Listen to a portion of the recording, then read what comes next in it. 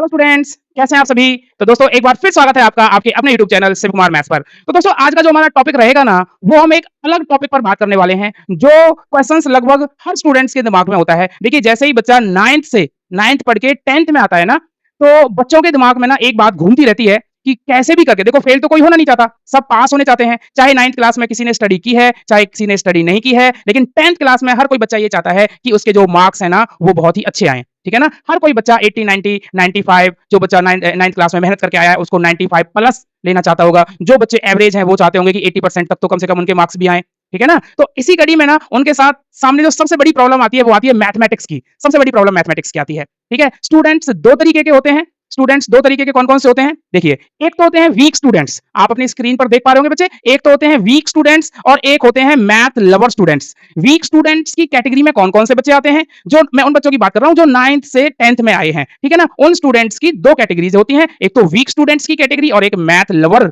जो मैथ से प्यार होता है जिन बच्चों को, वो कैटेगरी। वीक स्टूडेंट्स में कौन-कौन आते हैं? वीक स्टूडेंट्स में वो बच्चे आते हैं जिसका बेसिक कमजोर होता है, जिसका बेसिक स्ट्रांग नहीं होता। ठीक है ना, बेस जिनका स्ट्रांग नहीं होता, जिसका जो बेस है वो कमजोर होता है। ठीक है ना, वो लो होता है, बेस जो है वो लो होता है, वो वीक हो, उनको हम वीक स्टूडेंट्स की कैटेगरी में ले रहे हैं। ठीक है ना, दूसरे कौन से होते हैं वीक स्टूडेंट? जो क्वेश्चन को मतलब जो 9th क्लास में अच्छी तरीके से स्टडी जिन्होंने नहीं की होती, मतलब जिसका जो कंसेप्ट है वो भी वीक रह जाता है, कंसेप्ट भी वीक हो जाता है। कंसेप्ट, वो सब क्या है? कंसेप्ट लो, यानी वो सब क्या है? वो वीक स्टूडेंट्स की कैटेगरी में आ जाते हैं। ठीक है, जो क्वेश्चन को देखकर डर जाते हैं, जिनके मन में फियर रहता है कि क्वेश्चन यार सॉल्व होगा या नहीं होगा, मैं इस क्वेश्चन को सॉल्व नहीं कर पाऊंगा, वो वीक स्टूडेंट्स होते हैं। ठीक है, और एक होते हैं मैथ्स लवर, जिनको मैथ से प्यार होता है। ठीक है, ये मैथ से प्यार होता है। ये कौन से बच्चे होते हैं? जिनका बेस स्ट्रांग होता है, जिसका जो बेस है वो स्ट्रांग होता है, जिनका जो कंसेप्ट है वो भी स्ट्रांग होता है, कंसेप्ट भी स्ट्रांग होता है, जिसने 9th क्लास ढंग से पढ़ी हुई होती है, इवन 9th से पहले की सभी क्लासेस पढ़ी हुई होती हैं। जो 9th से पहले की सभी क्लासेस को पढ़ेगा, क्लियर सी बात है, बेस उनका स्ट्रांग पाएगा। ठीक है ना, जिनको डिफिकल्टीज फेस करने में मजा आता है, डिफिकल्टीज फेस करने में मजा आता है। मतलब कोई क्वेश्चन हमारे सामने आया तो जो वीक स्टूडेंट है वो तो उस क्वेश्चन को देखकर डर जाते हैं, पीछे हट जाते हैं, और जो मैथ्स लवर हैं, यानी जो अच्छे स्टूडेंट्स हैं, मैथ्स में अच्छे स्टूडेंट्स हैं, वो उसको एक चैलेंज के तौर पर लेते हैं, चैलेंज के तौर पर लेते हैं और उसको वो पार कर लेते हैं। ये होते हैं मैथ्स लवर, ये मैथ्स लवर की जो कैटेगरीज हैं। ठीक है ना, इस तरीके के बच्चे होते हैं भाई। ठीक है, अच्छा, अब ऐसा तो है नहीं कि जो मैथ्स लवर बच्चे हैं जिनका मैथ्स अच्छा है सिर्फ वही 10th में पास होंगे या अच्छे मार्क्स ला सकते हैं। भाई ये वाली जो कैटेगरी है ना, फर्स्ट वाली कैटेगरी, इसके स्टूडेंट्स भी अगर सही डायरेक्शन में मेहनत करें तो ये भी अच्छे मार्क्स ला सकते हैं, इवन बहुत अच्छे मार्क्स ला सकते हैं। ठीक है, तो यहां पर हमने कुछ स्टेप्स लिखे हैं जिनको फॉलो करके आप अच्छे मार्क्स गेन कर सकते हो। वो स्टेप्स क्या हैं, देखिएगा ध्यान से। स्ट्रेटजी क्या रहेगी उनकी, ध्यान से समझिएगा, ध्यान से भाई, ये स्ट्रेटजी ध्यान में रखनी है आपको। Best strategy for getting good marks in maths. ठीक है, मैथ्स में अच्छे नंबर लाने के लिए स्ट्रेटजी क्या होनी चाहिए? Number 1, improve your basics. ये उन वीक जो कैटेगरी है उन बच्चों के लिए है।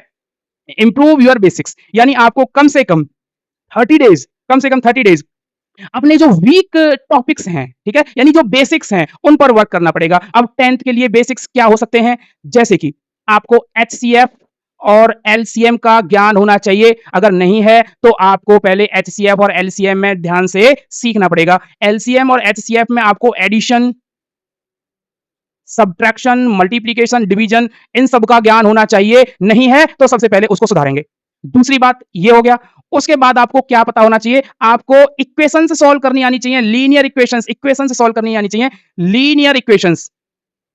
यहां पर हम लीनियर इक्वेशंस की बात करेंगे। ठीक है ना, लीनियर इक्वेशंस आप पर सॉल्व करनी आनी चाहिए, सिंपल इक्वेशंस, जैसे कि 2x + 5 = 9 एक्सेट्रा। यहां से x की वैल्यू कैसे फाइंड करेंगे, ये आप पर आना चाहिए। उसके बाद प्लस माइनस मल्टीप्लाई डिवाइड, ये सब आपके स्ट्रांग होने चाहिए। अगर स्ट्रांग नहीं है तो पहले आप इनको इंप्रूव करिए, पहले इंप्रूव करिए, उसके बाद 10th क्लास में आप एंट्री करिएगा। ठीक है भाई, ये मेहनत तो आपको करनी पड़ेगी। ऐसा कोई भी स्ट्रेटजी नहीं है कि आप ना पढ़ो और आपके मार्क्स अच्छे आ जाएं। पढ़ना तो पड़ेगा, स्टेप टू स्टेप हम बता देंगे कैसे पढ़ना पड़ेगा। दूसरा क्या है जी, पहला हो गया इंप्रूव करना है अपने बेसिक्स को। ये जो हमारे मैथ्स लेवल बच्चे हैं उन पर तो ये आता ही होगा, उनके लिए तो कोई प्रॉब्लम ही नहीं है। जो वीक स्टूडेंट्स हैं उनको पहले यहाँ पर ध्यान देना पड़ेगा। ठीक है, दूसरा है स्टार्ट विद एनसीईआरटी एग्जांपल्स। जब आप एनसीईआरटी को सॉल्व करना स्टार्ट करें, सबसे पहले आपको एनसीईआरटी ही सॉल्व करनी है, सबसे पहले आपको एनसीईआरटी ही सॉल्व करनी है। ठीक है ना, जब आप एनसीईआरटी को सॉल्व करेंगे तो सबसे पहले ना एग्जांपल्स सॉल्व करने हैं। हर चैप्टर के हर एक्सरसाइज से पहले एग्जांपल्स दिए हुए होते हैं, उनको सॉल्व करना बहुत जरूरी है। इसका बेनिफिट क्या होगा? इसका बेनिफिट ये होगा कि आपको जो भी एक्सरसाइज में क्वेश्चंस हैं उसी टाइप के लगभग सभी एग्जांपल दिए हुए होते हैं। जब आप उन एग्जांपल्स को सॉल्व कर लोगे तो आप समझिए कि एक्सरसाइज के सभी क्वेश्चंस आप आसानी से सॉल्व कर सकते हैं। दूसरा बेनिफिट ये होता है कि जो एग्जांपल्स होते हैं वो सॉल्व्ड होते हैं, यानी उनके सॉल्यूशंस बुक में ही होते हैं, तो उनको ध्यान से आपको करना होता है, ठीक है? करना पड़ेगा।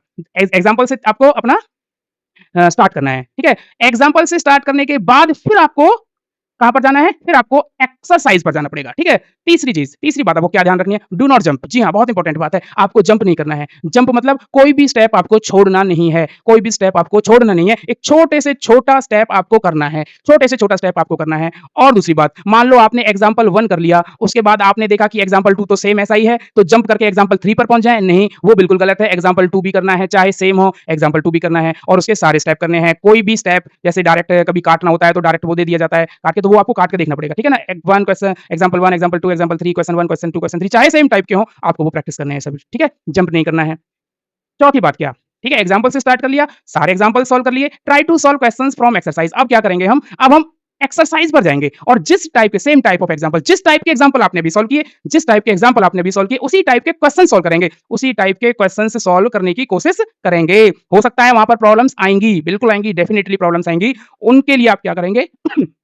जो आपके टीचर्स हैं, जो आपको पढ़ा रहे हैं, उनकी आप हेल्प लेंगे या कहीं पर ऑनलाइन आप हेल्प लेंगे, ठीक है ना? या ऑफलाइन, वो आप कोई भी जो आप प्रेफ़र करना चाहें, वो आप कर सकते हैं, चाहे ऑनलाइन, चाहे ऑफलाइन। मतलब कहने का ये है, हमारी प्रॉब्लम्स सॉल्व होनी चाहिए। उसके बाद क्या करना है बेटा? Making formula chart of chapter. Chapter खत्म होने के बाद एक चार्ट बनाना है, एक चार्ट बनाना है और उस चार्ट में सबसे पहले ये लिखना है कि कौन-कौन से फॉर्मूले कौन-कौन से फॉर्मूले इस चैप्टर में यूज़ हुए हैं, वो सभी फॉर्मूले आपको लिख लेने हैं। इसी तरीके से यही प्रोसीजर हर चैप्टर के लिए रहेगा, तो लास्ट में आपके पास एक ऐसी बुकलेट आपको मिल चुकी होगी, जिसमें सभी चैप्टर्स के फॉर्मूले लिखे हुए हैं, जो एग्ज़ाम टाइम में आपके बहुत काम आने वाली है।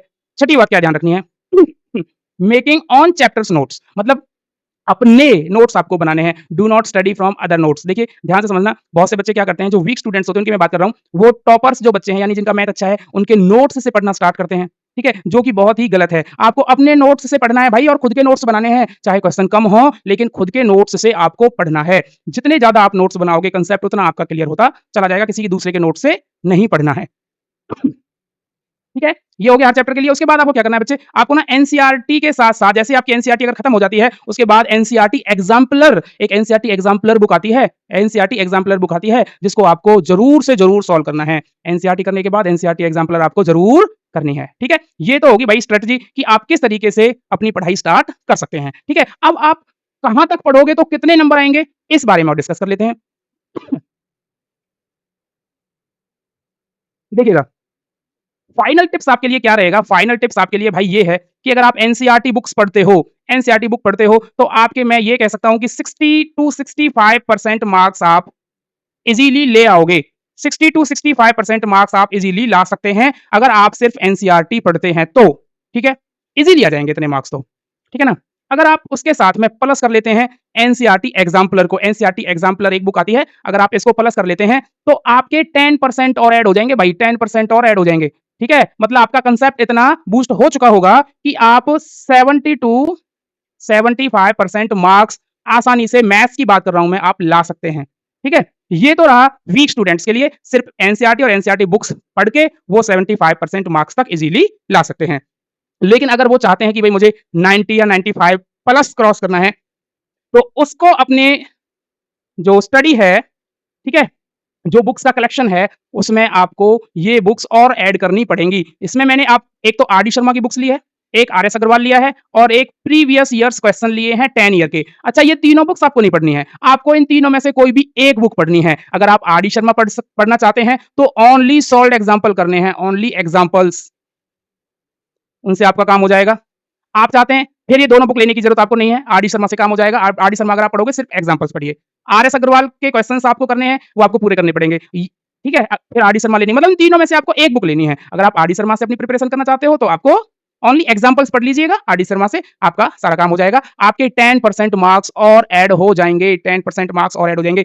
आर डी शर्मा नहीं पढ़ना चाहते हो तो आर एस अग्रवाल पढ़ लीजिए, ठीक है, ये कंप्लीट पढ़नी पड़ेगी। अगर आप R S Agarwal, R D Sharma दोनों नहीं पढ़ना चाहते हैं, तो आप पीवाईक्यू पढ़ लीजिए, ठीक है। इन तीनों में से कोई भी एक बुक अगर आप पढ़ लेते हैं, तो आपके 10% और ऐड हो जाएंगे, मतलब आप 85% तक पहुंच सकते हैं। 85% तक आप पहुंच सकते हैं। 85% से लेकर 90% हम कह सकते हैं, यहां तक आप पहुंच जाएंगे, 90% तक। इसमें फिर 10 टू 15% आप ऐड कर लीजिए, ठीक है? समझ में आ रही है ना बात? ठीक है भाई। अब बात 90% तक तो हम पहुँच गए, 85 से 90 तक हम पहुँच गए। लेकिन बहुत से बच्चे ये हैं कि भई हमें ना बिल्कुल भी एक भी हमारा नंबर नहीं कटना चाहिए, तो उसको अपने जो कलेक्शन होगा, उसमें सैंपल पेपर्स को भी ऐड करना पड़ेगा। अगर आप 100% के लिए अपने आप को तैयार कर रहे हैं, तो आपको सैंपल पेपर्स भी करने पड़ेंगे। अब सैंपल पेपर से फ़ायदा क्या होने वाला है? सैंपल पेपर से भाई फ़ायदा ये हो जाएगा, आपको ये पता चल जाएगा कि क्या मेरा कोई कांसेप्ट रह तो नहीं गया है, क्योंकि सैंपल पेपर में हर कांसेप्ट से क्वेश्चंस आपके लिए पूछे जाएँगे। दूसरी बात, आपको ना ये पता चल जाएगा जब आप सैंपल पेपर करेंगे ना, जब आप सैंपल पेपर करेंगे तो आपको ये पता चल जाएगा कि मुझे जो 3 घंटे का पेपर है उसको मैं कितने टाइम में सॉल्व कर पा रहा हूँ, मतलब टाइम मैनेजमेंट आपका यहाँ से हो जाएगा। मैनेजमेंट आपका यहाँ से हो जाएगा, ठीक है ना? जो कि बहुत ज़रूरी है। ओके? तो इस तरीके से अगर आप अपनी स्टडी करते हैं तो उम्मीद मैं यही करूँगा और आप भी ये विश्वास मानिए कि आप अपने आप को 100% तक ले जा सकते हैं। मतलब 65% से 100% तक जाने के लिए इतने सब स्टेपों से आपको गुज़रना पड़ेगा।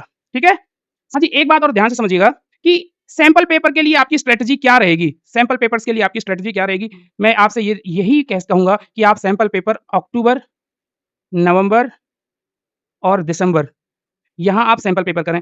अक्टूबर, नवंबर और दिसंबर में आप सैंपल पेपर से अपने आप को रेडी करें। इसमें आप क्या कर सकते हैं? देखिए, आप अक्टूबर, नवंबर और दिसंबर में सैंपल पेपर करेंगे, मैं आपसे ये कहूँगा कि एक सैंपल पेपर में 5 सेक्शन होते हैं। 1 सैंपल पेपर पेपर 5 सेक्शन। आप ना एक सेक्शन 1 दिन में करिए। तो आप क्या करेंगे 1 इंटू में 5 यानी 5 दिन में आप 1 सैंपल पेपर सॉल्व कर सकते हैं। 5 दिन में 1 सैंपल पेपर सॉल्व कर सकते हैं। अगर आप 1 सैंपल पेपर 5 दिन में सॉल्व करेंगे तो 1 मंथ में कितने हो जाएँगे भाई? 30 डेज़ होते हैं ना, 6 पंजे 30, 6 गुना में 5 यानी 6 model test paper, 6 sample paper हो जाएँगे। सैंपल पेपर यानी 1 महीने में 6 सैंपल पेपर होंगे बेटा, तो 6 सैंपल अक्टूबर, 6 सैंपल पेपर नवंबर, 6 सैंपल पेपर दिसंबर, तो कहने का मतलब आपके 18 सैंपल पेपर हो जाएँगे। इसमें अगर कम भी हम करें तो 15 मान लो, 15 सैंपल पेपर हो जाएँगे, यही काफ़ी हैं। ठीक है ना? अब बचा क्या? अक्टूबर, नवंबर, दिसंबर में आपने सैंपल पेपर कर लिए। अब जनवरी में आपको क्या करना है? जनवरी और फ़ेब में क्या आपको क्या करना है?